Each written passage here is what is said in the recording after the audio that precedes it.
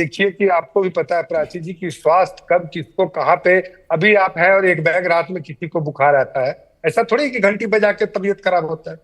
अगर उनको लगा होगा कि हाँ अब आगे हम इस सबको, विपक्ष के जितने लोग परेशान उनको कर रहे थे और उनको स्टंट लगा था कुछ दिन पहले, मैं तो लगता हूँ, मुझे लगता है ऐसा कि इन लोगों के तनाव के चलते उनकी तबीयत बिगड़ी है और विपक्ष इसके लिए पूरी तरह से जिम्मेदार है कि उनको आज इस कंडीशन में ला दिया।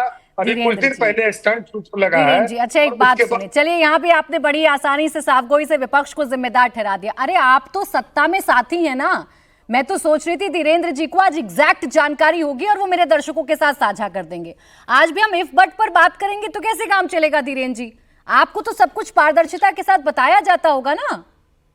पारदर्शिता के साथ ही तो मैं बता रहा हूँ कि आप इसके कुछ दिन पहले वो उनको हॉस्पिटल कुछ गए थे। मालूम ही नहीं है। हॉस्पिटल जाने के बाद जिनको मालूम है प्राची जी उन्हीं से पूछिए कि हवा में तीर मार देंगे, अच्छा आप बता आज दो। फायरिंग करेंगे।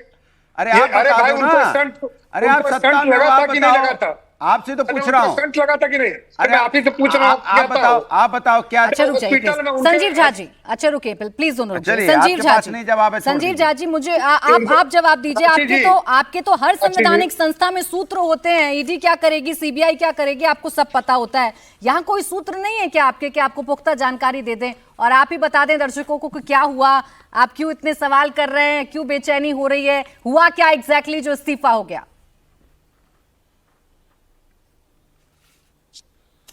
देखिए प्राची जी, इन्वेस्टिगेशन में एक टर्म होता है सर्कमस्टेंशियल एविडेंस।